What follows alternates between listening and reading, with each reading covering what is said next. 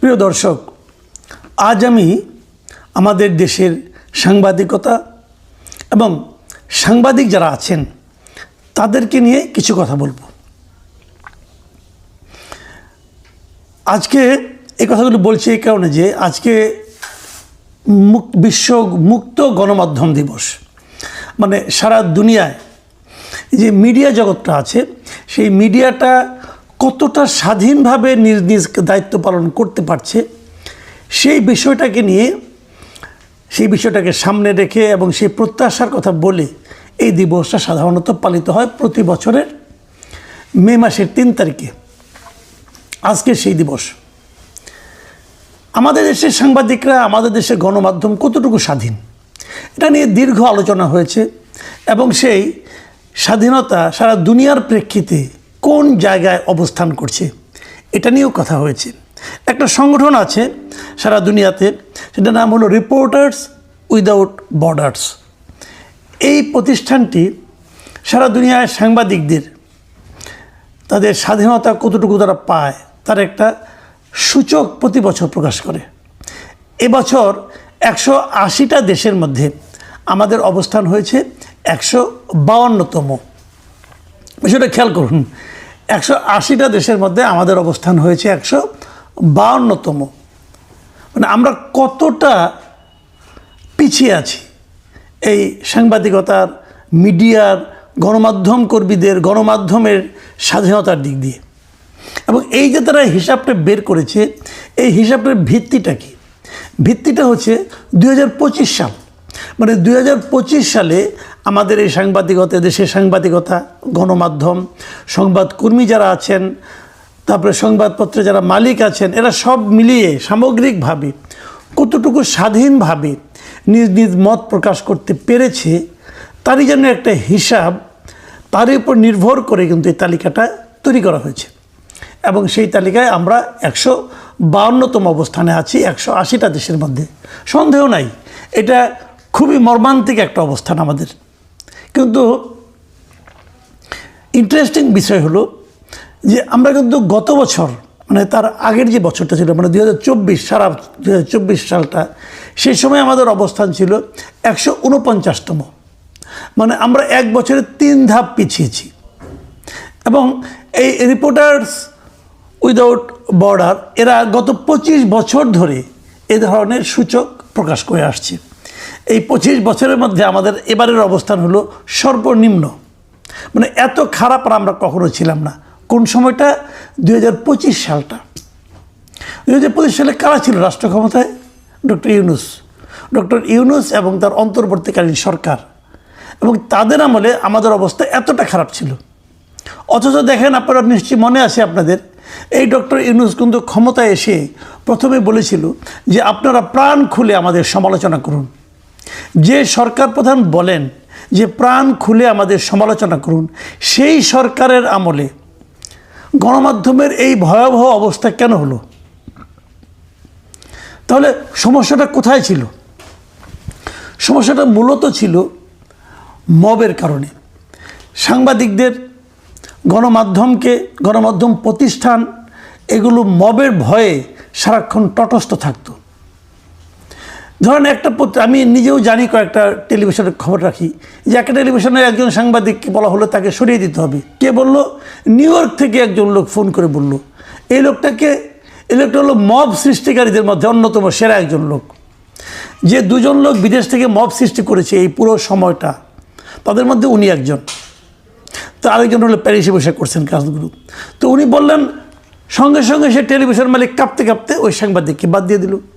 কারণ তাকে ভয় দেখানো হয়েছিল, যদি তাকে আপনি বাদ না দেন তাহলে আমি কিন্তু আপনার টেলিভিশনের সামনে মব পাঠাবো, তৌহিদি জনতাদেরকে পাঠাবো, তারা আপনার টিভি বন্ধ করে দেবে।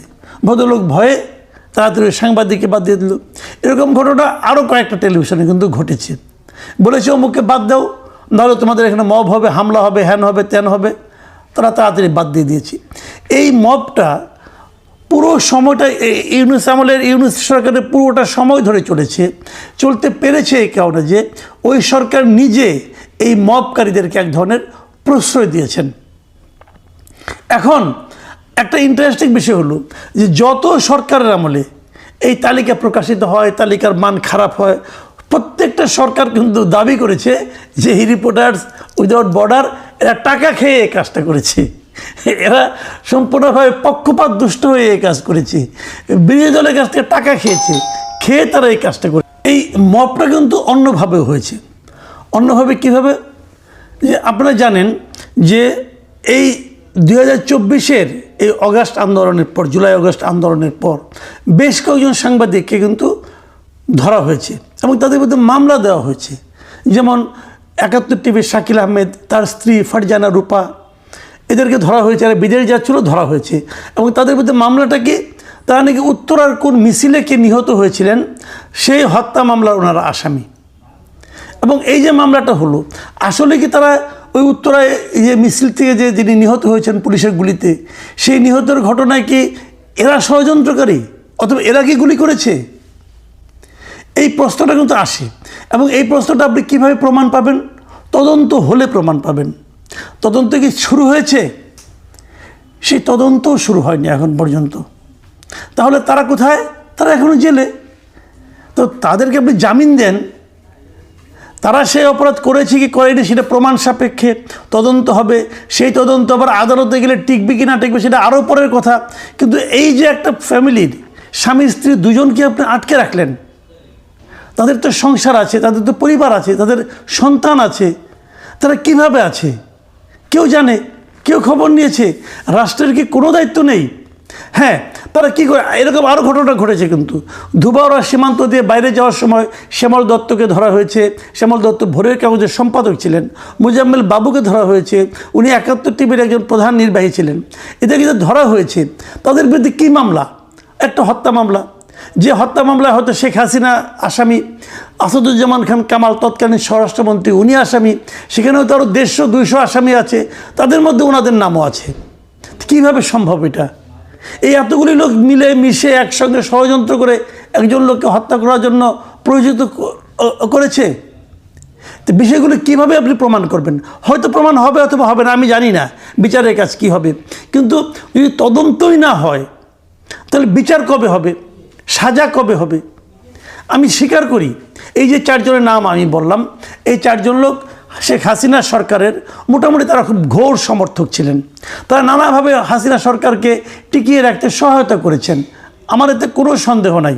আমি নিজেও মনে করি তারা এই অন্যায়গুলো করেছেন। তো তাদের সেই অন্যায়ের বিচার করেন। একজন লোক করলো এই অন্যায়, যে একটা সরকারকে সমর্থন করলো, আপনি সেই অন্যায়ের বিচার করেন। যদি সেটা অন্যায় হয়ে থাকে আপনি সেই অন্যায়ের বিচার করেন। কিন্তু যে অন্যায় তারা করেনি এবং করা সম্ভব না, সেই অন্যায়ের নামে তাদেরকে ধরে দিনের পর দিন কোনো কারণ ছাড়া জেলখানায় আটকে রাখবেন, এটা কোন ধরনের মানবিকতা? এরা এত পেশাজীবী লোক। দেখুন এই যে 4 জনের নাম বললাম, এরা সবাই কিন্তু পেশাজীবী লোক। এরা কিন্তু চাকরি করে খেতেন, সাংবাদিকতা করে খেতেন। সেই সাংবাদিকতা বিতর্কিত হতে পারে, সেই সাংবাদিকতা নিয়ে আপনাদের আমাদের সবার আপত্তিও থাকতে পারে। যদি সেই সাংবাদিকতা তারা অপব্যবহার করে থাকে তার বিচার করুন, কোনো বিচারে আমার কোনো আপত্তি নাই। আমার আপত্তি হলো কোনো বিচার না করে একটা লোককে অহেতুক আটকে রাখা। একই ঘটনা কিন্তু আরও অনেকের হয়েছে, আরও অনেকের নামে কারো নামে মামলা আছে, কারো নামে মামলা নেই, হয়তো তাদের গ্রেফতার করা হয়নি। কিন্তু এই যে মামলা নাই অথবা মামলা আছে কিন্তু একটা করে ট্যাগ লাগিয়ে দেওয়া হয়েছে যে তারা হাসিনা ফ্যাসিবাদের দোসর, এই ট্যাগ লাগিয়ে তারা ঘরের থেকে বের হতে পারছে না, ঘরে বসে আছে, চাকরি করতে পারছে না, কোথাও যেতে পারছে না। এমন সাংবাদিক কিন্তু বেশ কয়েকজন আছে। কিন্তু তাদের ব্যাপারে আপনাদের কী অভিমত? তারা কি চাকরি করবে না? তারা তো এটা করেই খায়, তারা তো এই একটা কাজই শিখেছে। তো তাদেরকে চাকরি থেকে সরিয়ে দিয়ে কোনো কিছু করতে না দিয়ে তাদের যে পরিবারকে যে একটা মানে আপনার একটা ভয়ঙ্কর একটা পরিস্থিতি দুর্ভোগের মধ্যে ফেলে দেওয়া, এটাই বা কেমন? আমি মানলাম এই কাজগুলো অন্তর্বর্তীকালীন সরকার করেছিল, তাদের মধ্যে একটা জেদ কাজ করেছিল, প্রতিহিংসা কাজ করেছিল, অথবা ওই সময়ে সাংবাদিক অন্য যে সমস্ত সাংবাদিক সুবিধা পেয়েছে সেই সুবিধা ভোগকারীরা হয়তো ঈর্ষাজনিত কারণে এদের বিরুদ্ধে এই ধরনের কাজ করেছে, এটাই মানলাম। কিন্তু যদি মানিও তখনও প্রশ্ন থাকে যে সরকার তো চেঞ্জ হয়ে গিয়েছে, নতুন এই সরকার কেন এদের ব্যাপারে ব্যবস্থা নিল না? নতুন সরকার কি পারতো না এদের ব্যাপারে এই ধরনের হয়রানিমূলক কর্মকাণ্ডগুলি বন্ধ করতে? তারা কি পারতো না এদেরকে জামিন দিতে? মামলা করেন ভাই, কোনো সমস্যা নাই। ভাবুন শওকত মাহমুদের কথা। শওকত মাহমুদ খুব সিনিয়র একজন সাংবাদিক, জাতীয় প্রেস ক্লাবের সেক্রেটারি ছিলেন, সভাপতি ছিলেন, আমাদের খুবই শ্রদ্ধাভাজন সাংবাদিক। তাকে আপনি এমন একটা মামলায় ধরে নিয়ে গেলেন যে মামলা আগে পিছিয়ে সে নাই। ওই যে মুক্তিযোদ্ধাদের একটা অনুষ্ঠান হয়েছিল রিপোর্টার্স ইউনিটিতে, এখন সে সেই মামলায় আটক আছে, অথচ ওই ঘটনার সময় সে এখানে যায়ও নাই। তো এগুলি কেন? এগুলি কিন্তু এই সরকারের ইমেজটাকে ভালো করে না। আগামী হয়তো কিছুদিনের মধ্যে এই সরকার মানে তাদের এই যে আজকে দেখলাম যে অনেকগুলি তারা মিটিং করতেছে, বিভিন্ন জনের সঙ্গে কথা বলতেছে, গণমাধ্যমের কীভাবে আরও বিকাশ ঘটানো যায় এগুলো নিয়ে কথা বলতেছে, সবই ভালো, সবই ইতিবাচক, আমি কোনোটাকেই খারাপভাবে দেখি না। কিন্তু প্রশ্ন হলো যে আবার কিন্তু এই 2026 সালের হিসাব একটা আসবে, সেই হিসাবে কিন্তু আবার রিপোর্টার্স উইদাউট বর্ডার আবার একটা তালিকা প্রকাশ করবে 2027-এর মে মাসে। সেখানে আমরা কি দেখব? যা দেখব তার দায়িত্ব কিন্তু এই সরকারকেই নিতে হবে। এবং এই সরকারের আমলে যখন দেখা যাবে যে বিনা বিচারে সাংবাদিকরা আটক আছে, সাংবাদিকরা ঘরে বাইরে বেরোতে পারছে না, অথবা অনেককে ভিন্ন ভিন্ন মামলায় জাস্ট খালি বোঝাই যাচ্ছে যে হয়রানিমূলকভাবে আটক রাখা হচ্ছে, সেখানে বসে আপনি যদি একটা সাংবাদিকতার বিকাশের কথা চিন্তা করেন, সেটা কিন্তু কেবল আকাশ কুসুম কল্পনা ছাড়া আর কিছু হবে না। প্রিয় দর্শক, এই সাংবাদিকতা নিয়ে আরও কিছু বলার ছিল, কিন্তু অনুষ্ঠান এমনি বড় হয়ে যাচ্ছে, কাজে আজ এ পর্যন্ত রাখলাম।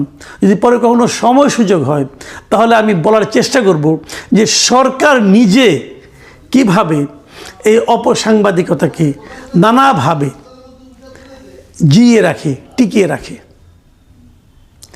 সে কথা আরেকদিন হবে, এখন এ পর্যন্তই।